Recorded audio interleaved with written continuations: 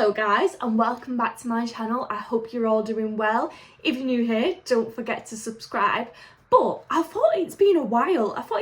Since we've actually just sit down and had a little bit of a chat. I feel like at the minute all I am posting is reading vlogs, which I'm absolutely loving doing. Like, I feel like I'm not even reading if I'm not picking my camera up to vlog. But today I thought we'd sit here. I thought, you know what, I'm gonna have some sit down YouTube and I want to straighten my hair at the same time because it's a task that I absolutely hate doing. So I thought we'll kill two birds with one stone. But today I thought we'd discuss popular BookTok authors and what I think of them.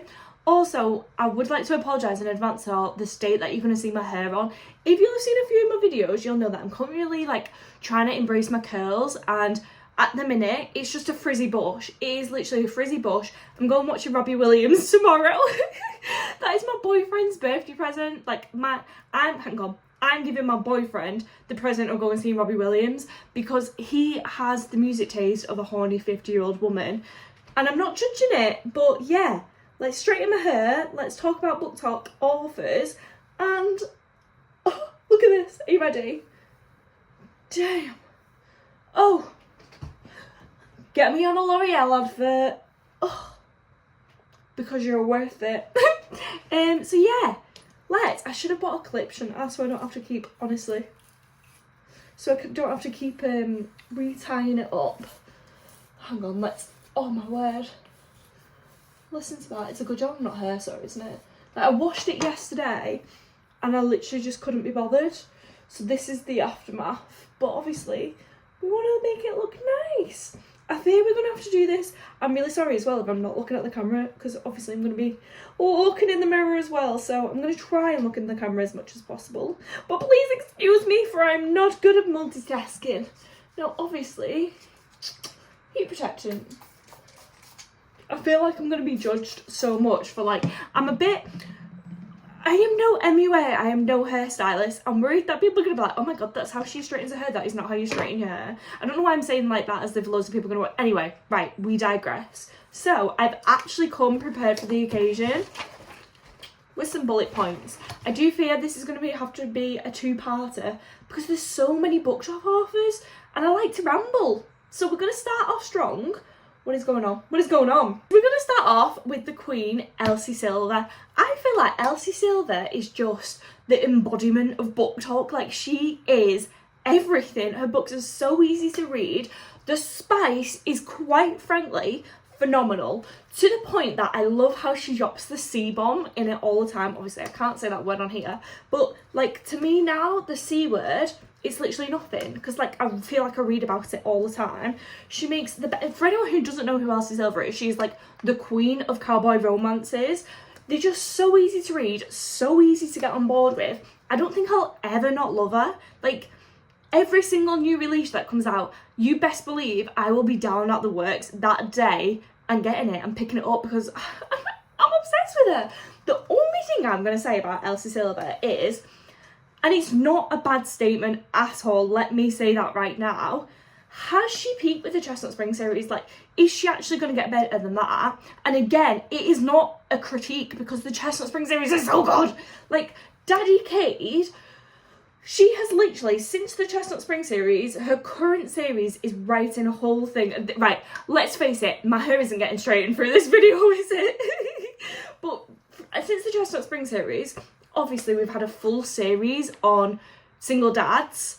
Not one of them has put a candle towards Daddy Cade. Like, and I just fear that is going to be her peak. And listen, I've never read about...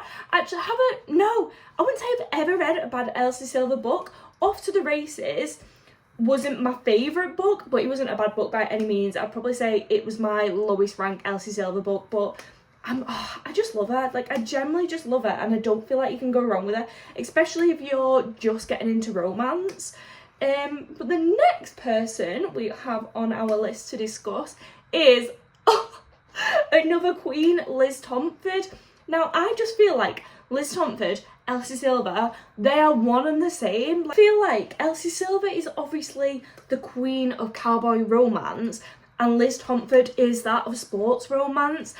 obviously the only thing that we have ever seen of Liz Tomford is the Windy City series. She actually did have another series prior to that, but apparently you can no longer get it. It's not in circulation anymore because she said it wasn't good enough. Like, but I've only heard glowing reviews from it. I can't remember what that series is called. I'll put it up on there because maybe you might be able to find it on like Wattpad, or I actually don't even know what Wattpad is. I'm gonna be truthful. Maybe you'll be able to find it somewhere, but it was actually taken out of circulation. But I am really intrigued. Where does she go from here? Like, is she going to do an Elle Kennedy and only really do sports romance? Or is she going to venture into other avenues? Will we ever see a cowboy romance by Liz Tomford? Imagine that. That would be insane. But I feel like, obviously, she's at the start of her career. Something that I would love to see from Liz Tomford would be an accidental pregnancy. I feel like that would hit. And I don't care what anyone says about accidental pregnancies. I love an accidental pregnancy. As long as it's done right. I feel like the only way, I've said it before, the only way that an accidental pregnancy cannot be done right is when, obviously, they're getting shebanging at the first, like, few chapters. It still needs tension. Like, and I feel like you have to do that bit right to not, I don't know, like, make the curiosity out of the couple just go. But yeah, I think I would love to see that from Liz Tomford. I would also love to see a proper enemies to lovers. Now, I know we had Mile High, but I'm talking like absolutely hate each other. Like, they want blood. That I feel like, oh, she would be so good at writing it, because I feel like she has the right mix of smut, humour, and like sports in it. So I feel like there's something like an enemies to lovers. It'd be perfect. It'd be the right amount of hatred. I don't know. I feel like I'd just love to see it from her. Now, next on the list is Emily Henry. Now, I'm going to be really truthful. Can you hear that ringing? I'm going to be really truthful. I have only ever read 2 Emily Henry books. First book that I read of Emily Henry's was Happy Place. Now, I could be wrong, but I feel like that was her first popular book. It was definitely the first book I have ever heard of from Emily Henry. And I liked it, but I did not see the hype on it. Like, to the point where I feel like I've almost erased it. Was it Marriage on the Rocks or something along those lines? I honestly can't really remember, but I feel like, yeah, I've actually erased it from my memory, and I just did not get the hype around it, which... for me, if it's the first book that I'm reading of an author and I don't absolutely love it, I don't fall into the pitfall. Like, I feel like the first book that I read of them, I have to absolutely love for me to be like, yeah, I'm going to read every single book. Can you hear the ice cream man? I definitely want an ice cream. I feel like I have to be in love from the get-go. Like I don't really want to dabble around and find which is your best book or whatever like that. But then I say that, and I did read People We Meet on Vacation. I think I read that 5-star. Like, I absolutely loved that book. And I hate Friends to Lovers as well. But I think them going on holiday all the time, the whole setup of it, like, I loved it. I absolutely loved it. So tell me why I've never read another Emily Henry book. Like, I don't know why I've just never gone to pick any up. And I don't even have an excuse for that kind of behaviour. Because, as you guys know, me and my friends... we share books, and they all love Emily Henry. So in my bedroom currently, I have about 10 Emily Henry, not 10, that's a lie. I have about 4 Emily Henry books, and I've not gone to pick any of them up. So maybe I'll actually do a reading vlog on me reading an Emily Henry book, seeing if I understand the hype. Maybe it was just Happy Place that I didn't enjoy. I feel like if I actually read one more good book of Emily Henry's, I will be a fan. Like, I will be a stan and I'll read them all. However, I think this is why I've been putting it off. If the next book that I read is pretty crap, then I'll never read another Emily Henry book again, and I don't know why. That's just my vibe, and I'm sorry. Please don't hate me. So on that note, tell me what Emily Henry book I need to read in order to become an Emily Henry stan. Do you know what I've just realised?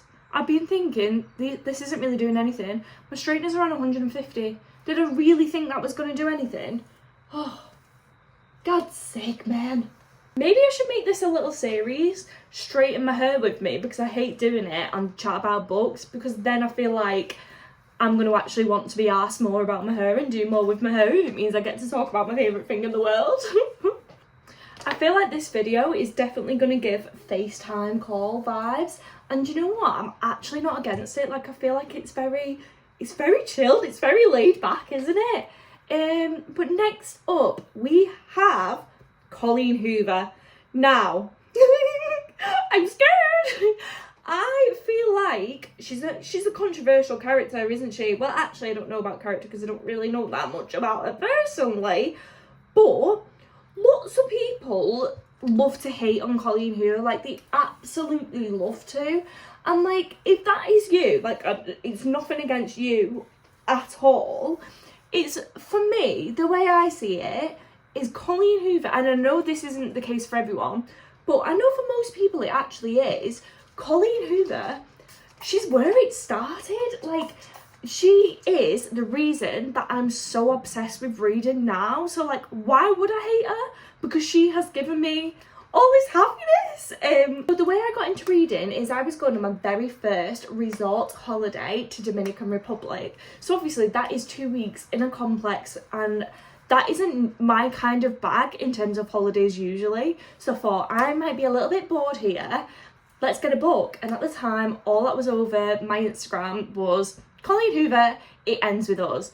So I picked Colleen Hoover, It Ends With Us, and I took Ugly Love. That was it for a 2-week holiday. Bear in mind, I go on a 2-week holiday in November this year. The way I am taking 14 books, I might have to take more than that. Like, it's the character development in 2 years is kind of wild. But I took those 2 books with the full anticipation that they won't be coming out of my suitcase. There's no way I will be into reading. Like, I'm actually dyslexic as well, so I have never really read because I thought I would struggle so much reading. However, oh no, I didn't take Ugly Love. I'm sorry, that is a lie. I took It Ends With Us and I took Verity. I say Verity. I don't know if that's wrong. Kill me. I took those 2 books, and then when I come home from my holiday, the next book that I ordered after that was Ugly Love. And then I just went down a Colleen Hoover spiral. But I absolutely loved that holiday because it got me into reading. Like, I loved It Ends With Us. I remember crying around the poolside. I was so deep into it. Verity, I was hooked. I was absolutely hooked. And yeah, that started the whole reading process for me. So I'm like, how could I ever hate on Colleen Hoover when this is what she got me? And I feel like some of the stuff that I read back then, when I was in a complete Colleen Hoover pit hole, because that's where you start, isn't it? You then just think, okay, I'm going to read every single book from this author. So like November 9th, Hopeless, I fell in love. Like, I absolutely fell in love. And still to this day, I would rate those books very highly. I feel like, though, I haven't read a Colleen Hoover book in a hot minute. I don't really know why. I'm going to be honest. I actually don't know why. I think I just hear about loads of other authors, loads of new authors, what's trending, and BookTok just don't seem to talk about any of her new books, so I actually couldn't really tell you any of her new releases. But you'll never see me slandering Colleen Hoover, unless she obviously does something wild and inappropriate or whatever, then I'm like, fair enough. But you'll never see me slandering her books, because I just feel like that's where it began. Do you know what I mean? Now, next up, we have Monica Murphy. So if you don't know who Monica Murphy is, she is the writer of the Lancashire Prep series. Well, that's how I know her anyway, which is is it college? I don't think it's college. Wait, is it actually based in London? No, I don't think it is. It's not, is it? I want to say it's high school. And it's rich private school kind of vibe. And the one that actually went trending on BookTok, which is the reason why most people have read the series, is book number 2. So I feel like a lot of people might have actually not read book number 1. Now, book number 1 is actually my favourite of that series. Book number 1 was incredible. Like, it was so good. And then obviously book number 2, I think it is, that has the famous lollipop scene. If you don't know, obviously I don't know how much I can say on YouTube. Basically, she gets a lollipop You can imagine. I don't need to say much else than that, but yeah, you can imagine it. And for me, when I'm reading like a smutty book, and they're obviously that age, or even in college, like I have to picture it as university, because like I don't want to be reading otherwise. Like I don't want to be reading it. If you say your age is lower than 22, like I'm sorry, it's not. It's actually not, because I can't read it then. I have made a complete different persona for you. You have a beard, you have a moustache, you are of age. Well, obviously they're of age. I would not read anything above it, underage. Oh God. But you are within age of me, should I say. But I really, truly was enjoying the Lancashire Prep series. Like I absolutely loved it. However, we got onto Sylvie's book. I think that's either book number 3 or book number 4, and I hated it. I absolutely despised it. Like, one of my least favourite books of, was it last year? I think it was last year. One of my least favourite books of last year, and because it was so bad, and I've not picked up that series again. I've not read another Monica Murphy book again. I have bought other Monica Murphy books, but I've never gone to reach for it. I don't know why I'm like that. Like, I feel like I'm so easily... yeah, I don't like that anymore. Like, why? Why am I like that? I don't know. I think it's so hard because obviously there's so many books out there that we can read. Like, there's so many books that are so easily accessible. So why would I read a book where I'm a bit unsure about when I can read a book where it has glowing reviews that people have recommended to me? Like, obviously I'm going to pick those first. I don't know. Maybe that's why my mind is. Maybe I'm just stubborn. Probably the latter. Now, next up, we have Kristen Hannah, who is an author I have read absolutely nothing about, but oh my word, have I seen so much about her. I feel like every Tom, Dick and Harry is talking about her at the minute. Like, everyone is obsessed with her, and I actually did purchase a book the other day. I purchased like one alone. I don't know. Well, the Great Alone. I purchased The Great Alone, but her books are actually historical romance, so I am a bit nervous to try them. Like, I feel like I'm a person, I know what I like. Like, I absolutely know what I like. I know when I pick a book up, whether I'm going to enjoy it or not. I know what my favourite tropes are. Like, I fully think and believe I know. Like, I know what I like. So, trying something new really scares me, because I actually have a bit of a fear of wasted time, and that is in every aspect, not just reading. So in the morning before work, so I have to be at work at 8:30. My walk is exactly 26 minutes. So because I walk to work, I get out of bed at 7:50. I have 14 minutes to get ready, 26 minutes to walk to work, because that is how much I hate wasted time. So I kind of feel that way with reading as well. Like, what if I start a new genre, start a new author, and I don't like it? Then it's a waste of time, because I could have been reading something that I knew I was going to love. I don't know. But I have picked one of her books up, and I definitely will give her a go, I think. But I just find it really scary, and I find that it has to be on my TBR for like a hot minute. For like a full hot minute, or... like, as soon as I buy it, I have to read it whilst the brainwave has suddenly hit. But I've literally not seen one bad thing about it. Like, generally, seriously, not a single bad thing about her, which is kind of crazy.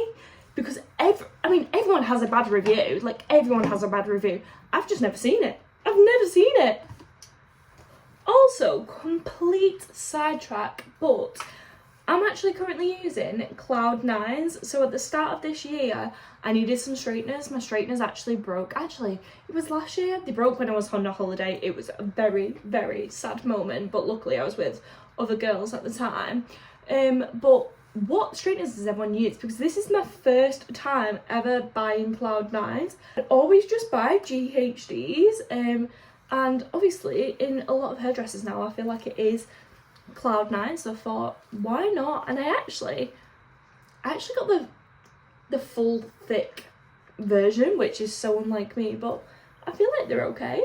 Like, I don't have any complaints. I think the hard thing is, if you have curly hair, like, I can straighten my hair, but like, it's not gonna last long, is it? It's not gonna last long regardless, so, but once I straightened it, it looks nice for those 5 minutes. Now we actually have one author left for this part, but I am going to do a part 2. I actually might need a part 3, part 4, part 5, because I feel like I could just chat about this forever. Also, oh my god, this comb is actually a bit disgusting and should not be making the light of day on YouTube.